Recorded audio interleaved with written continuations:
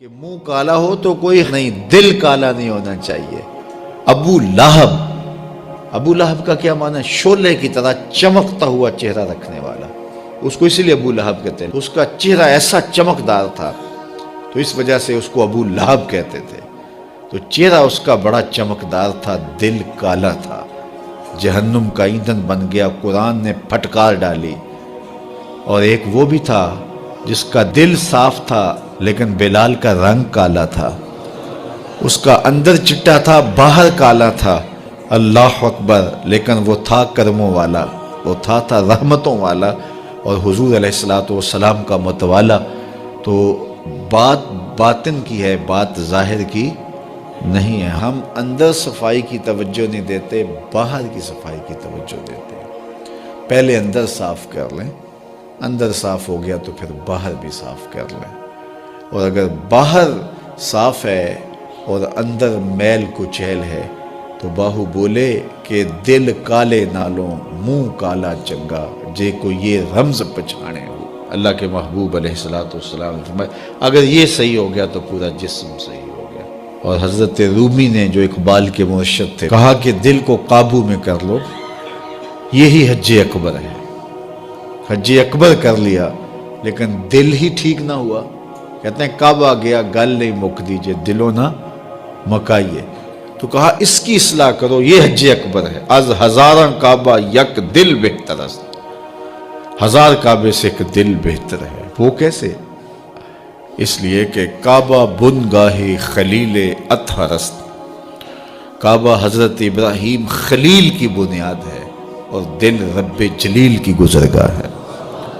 اس لیے اس کی پاکیزگی کا سامان کریں، اس کی طہارت کا سامان کریں۔ آپ کسی کو بلائیں اور میلی کچیلی جگہ ہو، جہاں گندگی پڑی ہو، غلاظت پڑی ہو، تو آپ کا کوئی عزیز مہمان آئے اس کو بلا کر کے لائیں تو وہاں بیٹھے گا؟ جس کمرے میں آپ اس کو بٹھانا چاہیں اس میں تعفن ہو، اس میں بدبو ہو، اس میں غلاظت کے جگہ جگہ ڈھیر پڑے ہوئے ہوں، تو آپ اپنے مہمان کی نفاست طبع کو اگر جانتے ہیں تو کبھی بلائیں گے نہیں جب تک اس کو پہلے صاف نہیں کر لیں گے۔ کئی لوگ کہتے ہیں جی ہمارا جی چاہتا ہے کہ آپ کو بلائیں لیکن ابھی ہماری گلی بہت گندی ہے، ہمارے گھر میں ابھی کام ہو رہا ہے، جب کام ہو جائے گا تو پھر ہم آپ کو بلائیں گے۔ ہم شادی اس لیے لیٹ کر رہے ہیں کہ مہمانوں نے آنا ہے تو ابھی ہمارے مسئلے چل رہے ہیں۔ یہ کئی لوگ بائی پاس کی وجہ سے شادیاں روکے ہوئے تھے کہ وہ کہتے تھے وہ راستہ نہیں ہے۔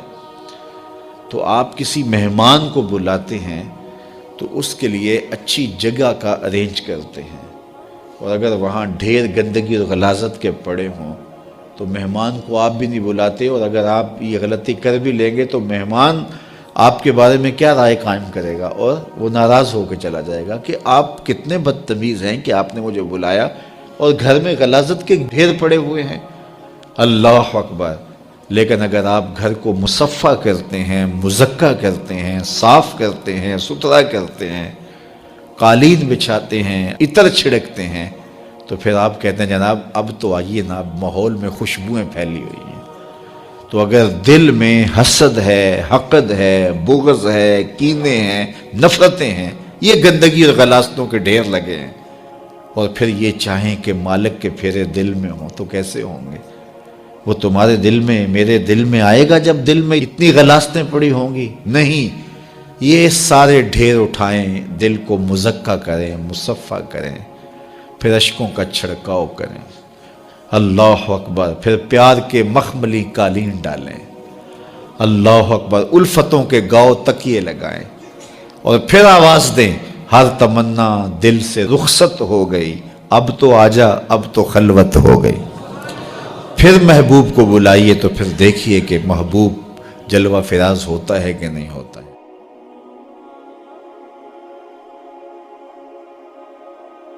مصر کے اندر حضرت موسیٰ علیہ السلام نے ایک قبطی کو تھپڑ مار دیا تھا، قرآن مجید کے دامن میں یہ واقعہ موجود ہے۔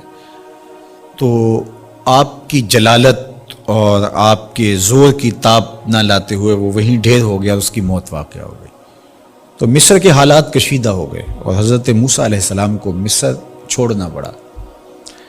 تو وہ شہر مدین کی جانب جا رہے تھے کہ راستے کے اندر ایک کنواں تھا، وہاں کچھ لوگ اپنے جانوروں کو پانی پلا رہے تھے، تو حضرت موسیٰ نے دیکھا کہ دو پردہ دار خواتین ہیں، وہ اپنے جانوروں کو ایک سمت لیے کھڑی ہیں، سمجھ گئے کہ مردوں کے ہجوم میں آنا نہیں چاہ رہی، ان کا حیا مانے ہے، تو آگے بڑھے اور ان کے جانور ہانکے اور ان کو سیراب کیا اور پھر ان کی جانب ہانک دیے۔ وہ واپس گئیں اور اپنے والد بزرگوار سے کہا کہ ایک سال نوجوان جس کی آنکھوں میں شرم و حیا تھا، اس نے ہمارے ساتھ یہ مہربانی کی۔ تو ان کے والد گرامی نے کہا کہ جاؤ اس کو بلا کے لاؤ۔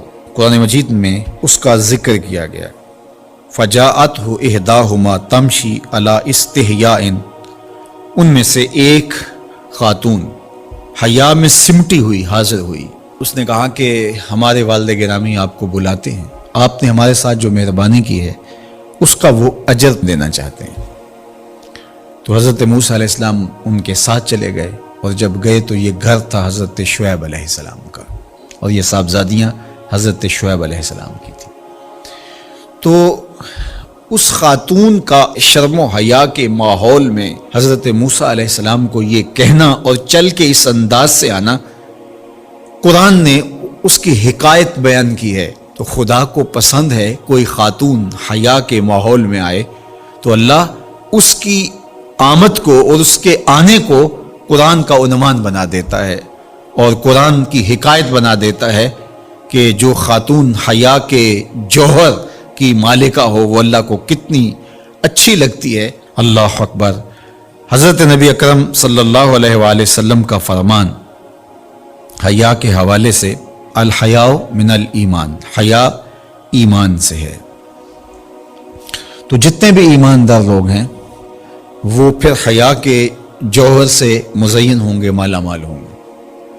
آپ دیکھ لیجئے سب سے بڑے ایماندار تو میرے اور آپ کے آقا مولا ہیں، اور حضور کمواری لڑکی سے زیادہ حیادار تھے۔ باقی حضور کے اصحاب دیکھ لیجئے، ان کا حیا، اور حضور کی ازواج مطہرات کا حیا دیکھیے۔ ام المومنین حضرت عائشہ رضی اللہ تعالی عنہا فرماتی ہیں کہ حضور کا جب وصال ہوا اور حضور میرے حجرے میں دفن ہوئے، تو میں جب حضور کی قبر انور پہ جاتی تو معمولی چادر اوڑھ کے چلی جاتی، اس خیال سے کہ میرے شوہر ہیں۔ پھر حضرت ابو بکر صدیق رضی اللہ تعالیٰ عنہ کا وصال ہوا تو وہ بھی ساتھ دفن ہو گئے، تو میں پھر بھی اسی حالت میں جاتی اور میں سوچتی کہ ایک میرا شوہر ہے اور دوسرا میرا والد ہے۔ کہا پھر حضرت عمر رضی اللہ تعالیٰ عنہ کا انتقال ہوا اور وہ بھی ساتھ مدفون ہوئے، تو حضرت ام المومنین فرماتی ہیں کہ اب جب میں جاتی تو میرا جانے کا انداز مختلف تھا۔ فواللہ ما دخلت الا وانا مشدودۃ علی ثیابی حیاء من عمر، کہا اب جب بھی میں جاتی تو خوب اوڑھنی اوڑھ کے اور چادر لے کے جاتی، مجھے عمر سے حیا آتی۔ یہ ام المومنین کا انداز زندگی ہے۔ مخدرات اسلام کو اس سے سیکھنا چاہیے۔ جو قبر میں دفن ہیں ان سے بھی یہ حیا کریں، جو مومنوں کی ماں بھی لگتی ہیں۔ اور آج یہ دلائل دیے جائیں کہ پردہ تو جناب دل کا ہوتا ہے، چہرے کا پردہ تو نہیں ہے، باقی کسی کو اپنی آنکھ میں شرم پیدا کرنی چاہیے۔ عورت کو کیا ضرورت ہے کہ وہ اپنے آپ کو ڈھانپ کے رکھے؟ اب ام المومنین کا عمل یہ ہے کہ فرماتی ہیں کہ میں اپنے آپ کو خوب سمیٹ کے جاتی حیاء من عمر، عمر قبر میں ہیں لیکن ام المومنین فرماتی ہیں مجھے پھر بھی حیا آتی۔ اور حضرت سیدہ طیبہ طاہرہ حضرت فاطمہ الزہرا رضی اللہ تعالی عنہا نے کہا کہ عورت کے لیے بہترین پردہ یہ ہے کہ اس کو کوئی غیر مرد نہ دیکھے اور وہ غیر مرد کو نہ دیکھے۔ تو جب یہ ہمارا دین ہمیں سکھاتا ہے اور حیا کا یہ سبق دیتا ہے، بڑوں سے حیا کرنے کی تلقین کی گئی، اللہ سے حیا کرنے کی، اس کے رسول سے حیا کرنے کی تلقین کی گئی۔ صحابہ فرماتے ہیں بعض اوقات ہم کچھ پوچھنا چاہتے ہوتے تھے اور حضور کے حیا کی وجہ سے ہم ایک عرصہ تک وہ بات نہیں پوچھ پاتے تھے۔ آج دادا کے سامنے بچے جس طرح بات کرتے ہیں اور جس طرح بچوں سے حیا کا جوہر ختم ہو گیا ہے اور اس کو وہ تہذیب نو کا کرشمہ سمجھتے ہیں اور جدید دور کی کرامت سمجھتے ہیں، یہ دور جدید کی کرامت نہیں ہے، یہ جاہلیت ہے۔ بڑوں کا احترام اور بڑوں کی عزت یہ زندگی کا جمال